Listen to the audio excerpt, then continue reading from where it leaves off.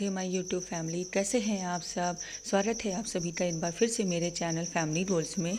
और आज मेरे पड़ोस में हो रही है संतटा माता की पूजा, तो मैं बस वहीं पर आई हूँ। सोचा आप सबके साथ भी इस पूजा की विधि शेयर करूँ और दिखाऊँ कि कैसे हमारे यहाँ ये पूजा की जाती है और क्या क्या किया जाता है। तो चलिए आइए पूजा में बने रहिए और हमारे साथ आप भी पूजा कीजिए और माता रानी से प्रार्थना कीजिए कि आपकी सभी मनोकामनाएं वो पूरी करें।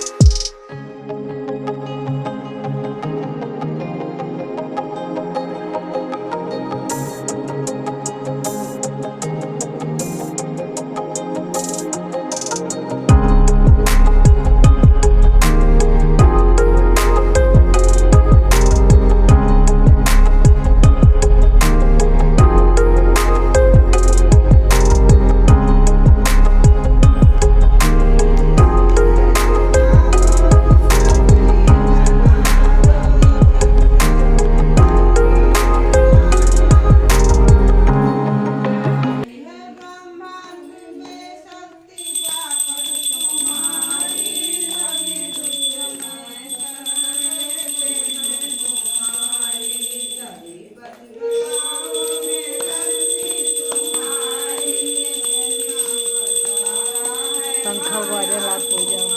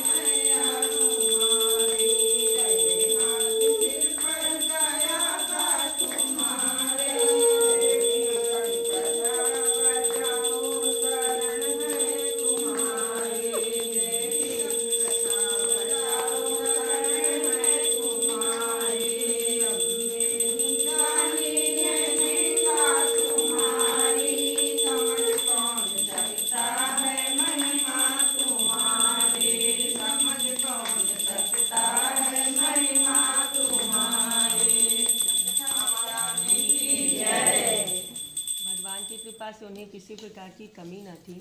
लाखों रुपए का व्यापार होता था। इनके दरवाजे से कोई याचक भिखारी वापस नहीं जाता था। इनके 4 पुत्र थे। सबसे बड़े लड़के का नाम सिद्धनाथ था। वह भी पिता के समान धार्मिक विचारों को मानने वाला था। जब लड़के की आयु 16 वर्ष की हुई तो पिता ने शादी कर दी। शादी के कुछ ही दिनों बाद सेठ जी का देहांत हो गया। इनके न रहने के बाद व्यापारी में आने वाली उलझनों ने इनको अपने हाथों में जकड़ लिया। परिणाम स्वरूप यह हुआ कि व्यापार धीरे धीरे बिगड़ने लगा। यहाँ तक नौबत आ गई कि सब कुछ समाप्त हो गया। अब घर में धन के बिना नाना प्रकार के कष्ट उठाने पड़ने लगे। जब कोई चारा न दिखाई पड़ा तब श्री सिद्धनाथ जी ने नौकरी कर ली, लेकिन नौकरी में इतनी आमदनी न थी कि जिसके सारे परिवार का भरण पोषण हो सके।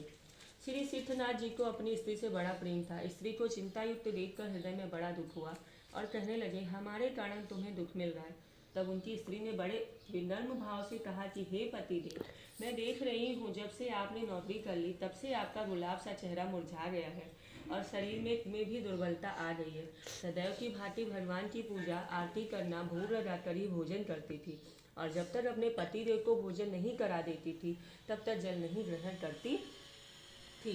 अपनी मृदुल वाणी से सारे परिवार को मुट्ठी में बंद रखती थी। कोई भिखारी दरवाजे से वापस नहीं जाता था। सदैव की भांति सांध्य काल जब मंदिर में कथा सुनने के लिए गई तो पंडित जी ने श्री संतता देवी का महात्म्य सुनाया। उसे सुनने के बाद जब वह घर लौटकर आई तब श्री संतटा माता का पूजन तथा आरती करके 7 सौभाग्यवती स्त्रियों को भोजन कराया। ऐसा वह प्रत्येक महीने करने लगी। 1 वर्ष बीतने के बाद जब समय बदला और सेठ जी ने नौकरी छोड़ दी और अपना पुराना व्यापार फिर से करने लगे तो कुछ ही दिनों में वह सेठ फिर लाखों रुपए का व्यापार करने लगा।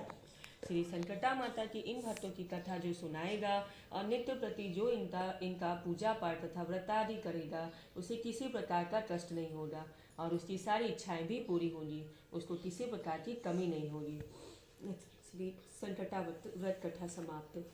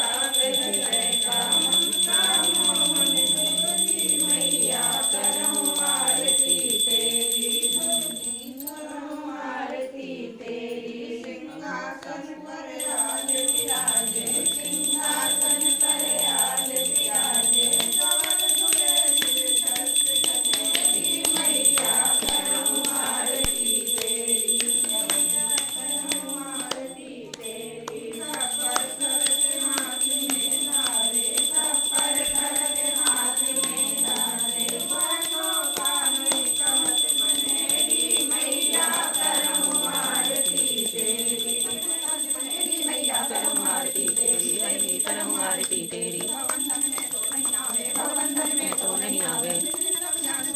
मैया करम आरती तेरी, मैया करम आरती तेरी, आरती तेरी, मैया करम आरती तेरी।